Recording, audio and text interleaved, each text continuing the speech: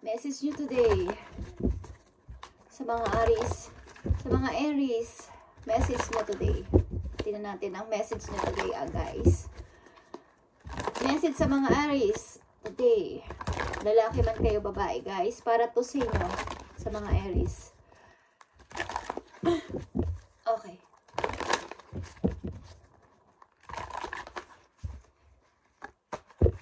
Kumusta na kayo, guys? Sa mga Aries. Message sa'yo. Ngayon is May 20, guys. Okay, para to sa inyo, Aries. May 20.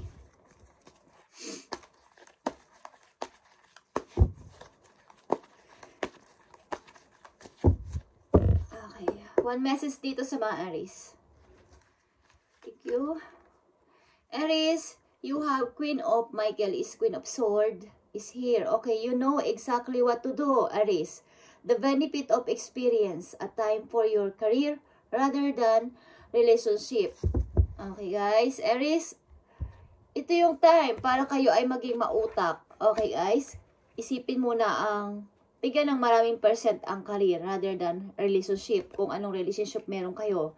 Lalo na sa love relationship. Bigyan nyo ng napakaraming percent ang inyong career, ang inyong trabaho, ang inyong pagkakaperahan, compare sa pag-ibig. Okay? Alam nyo ang gusto ninyong gawin. Alam nyo ano ang dapat ninyong gawin. Alam nyo. At ito ay benefits ng inyong experience. Ang ibig ko sabihin, may mga na-experience kayo kasi na maybe mahirap, nakakasakit, okay? Mga malungkot, at parang ibibase nyo dito ang inyong pagdami ng inyong percent na ilalagay sa inyong career rather than relationship. Sapagkat maybe ang ilan sa inyo dito sa reading na mga Aries ay mga naloko ng mga naging karelasyon, hindi naging totoo sa inyo ang inyong mga karelasyon. Kaya dapat ito yung inyo munang isipin sa ngayon, mas malaki ang porsyento na ilalagay nyo sa inyong career kumpara sa pag-ibig, okay? Sapagkat kayo ay may plano maybe, maaari magtayo ng negosyo, okay? May nakikita ko dito mga alahas, guys, okay? At lumalabas ang Emperor dito.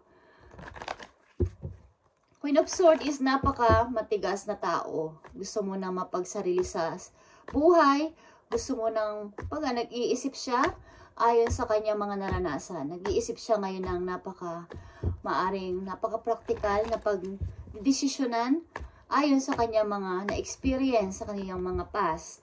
Okay, sa mga Aries. Sapagkat kayo ay maraming mga naranasang mahirap dito. Okay. Sa mga nanditong Aries. Sa reading ngayon is kailangan nyong isipin muna ngayon ang pagdami ng inyong pag-unlad sa inyong career or kapirahan. Tingnan pa natin ang message dito sa Queen of Sword. Tingnan natin. Message for Aries. Nakita nyo ang Knight of Pentacles. Ang ibig sabihin nito, may plano talaga kayong magpadami talaga ng ipon o maglipat ng trabaho. Okay? Sa maybe yung trabaho na medyo lalaki pa ang sahod niyo, medyo aangat pa kayo sa kaperahan. Kumbaga, kung ang sahod nyo is gusto nyo maging double, okay, maging doble kaysa sa dati. Kumbaga, last year, ganito yung sahod nyo, gusto nyo mas lumaki pa para makaipon kayo. Meron kayong plano. At maaaring sa mga pinupuntahan yung lugar talaga is, o pupuntahan yung lugar is, malapit ang swerte sa inyo, lapitin kayo ng magandang opportunity sa mga panahon ngayon, guys. Ngayong taon na to, 2024. Malapit sa inyo ang opportunity, Aries. Okay? At meron ditong King of Ariel is King of Capricorn ito, guys.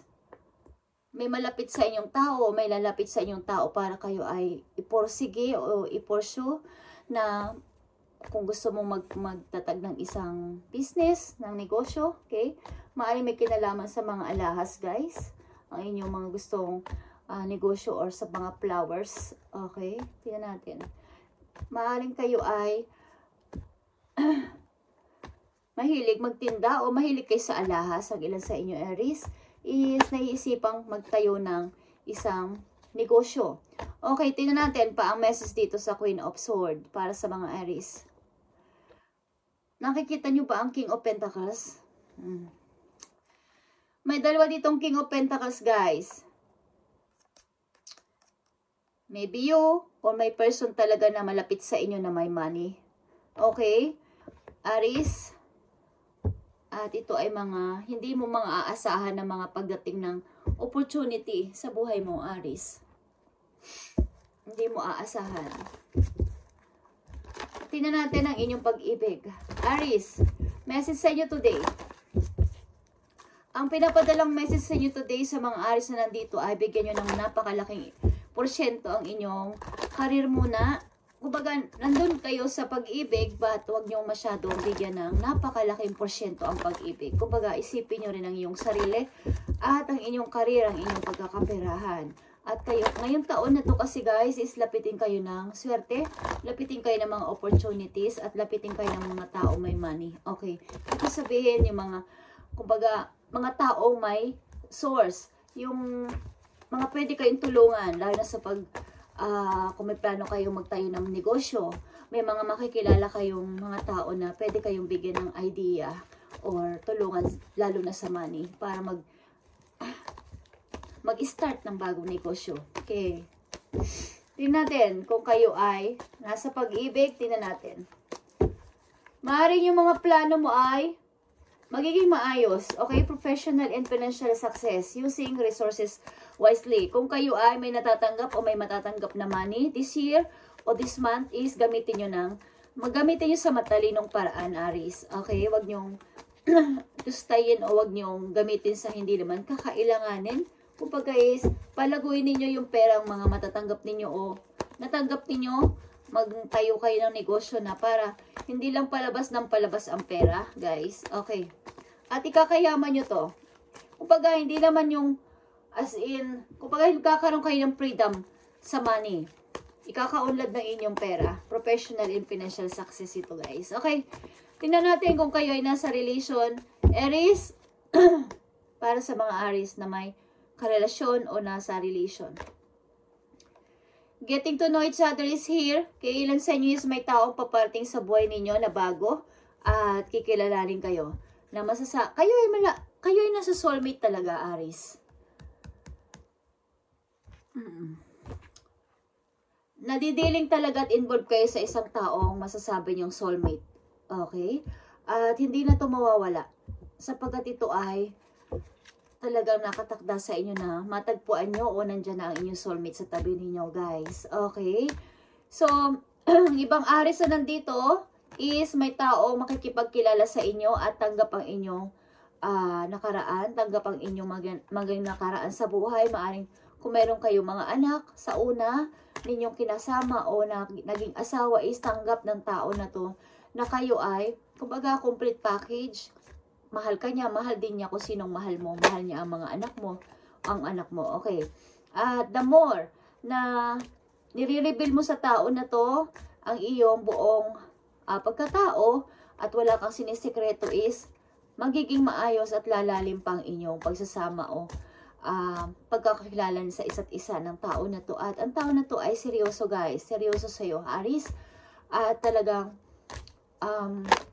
gusto kanya sigurong bigyan ng magandang buhay. Okay, at tanggap niya kung sino ka at ano ang nakaraan mo. Wala na siyang iba pang hihilingin kapag nakuha niya ang matamis mong oo kung babae ka, Aries. Okay, tingnan natin, Aries, ang message sa'yo.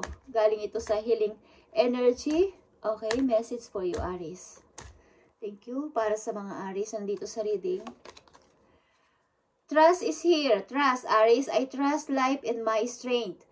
Each moment guides me to the light. Everything on my path is placed there for my growth. Okay. Mag-trust ka lang na yung mga, kumbaga, i-accept mo yung mga dumarating na mga bago sa buhay mo ngayon, Aries. At mag-trust ka sa guide ni God sa'yo.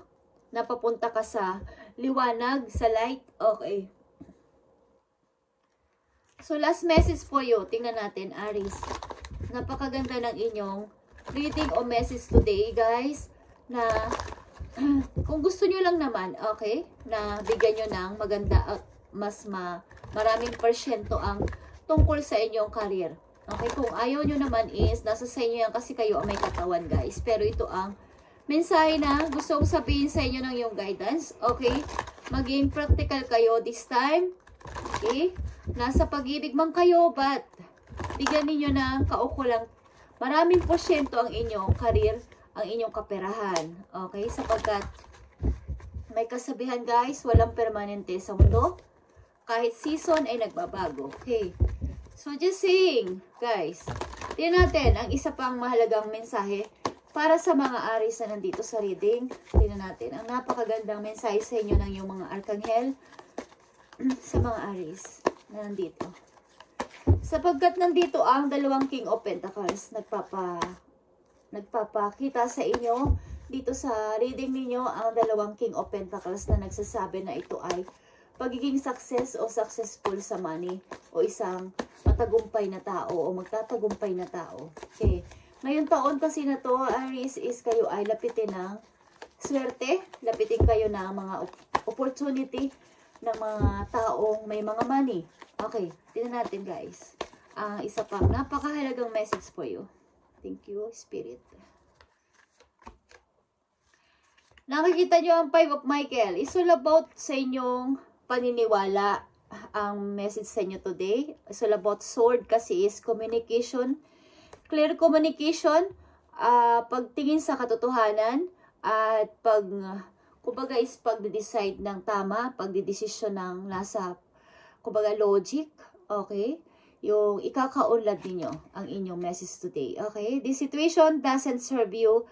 Aries, kung kayo ay nasa situation na kayo ay hirap na hirap at nagtitiis sa mga panahon ngayon ay hindi mo to deserve. Okay? Hindi mo to deserve o hindi mo to hindi ka dapat nandito sa kalagayan na to. Release your attachment to the outcome. Okay? Consider taking a more uplifting approach. Kumbaga, yung mga mga opportunity na dumarating o papating sa inyo this month o this year is i-accept nyo or bigyan nyo ng pagkakataon na makapasok sa inyo sapagkat marami talagang opportunity ang naghihintay sa inyo this year, Aries, at hindi nyo deserve kung nasaan kayo ngayon na kayo ay nahihirapan sapagkat marami kayong dapat pang malaman. Okay? Maniwala kayo sa inyong divine guidance, guys. Okay. Maniwala kayo sa inyong divine guidance. The search for meaning in life. Consider an alternative approach. Okay, it's all about approach, guys. Surround yourself with wise teacher or friends. Okay? Katulad na sinabi ko kanina, maaaring kayo ay lapitin talaga ng mga tao, mabibigyan kayo ng napakandang mga solution sa problema ninyo at papayuhan kayo sa inyong pag-unlad. Aries, na nandito sa reading. At isurround nyo o dun lang kayo sa mga tao na mga wise, mga nag-iisip ng mabuti at positibo. Huwag kayong nandito ang Five of Swords. Huwag kayong makisama sa mga taong negatibo ang utak at hihilahin kayo pababa. At para kayo pare-parehong hindi makaangat sa buhay, huwag doon, Aries. Okay? Thank you, Aries, at napakaganda ng inyong reading, message today. Salamat kay God at salamat sa inyong mga guidance na tumutulong sa akin para mabigyan kayo ng mga messages. Thank you and God bless.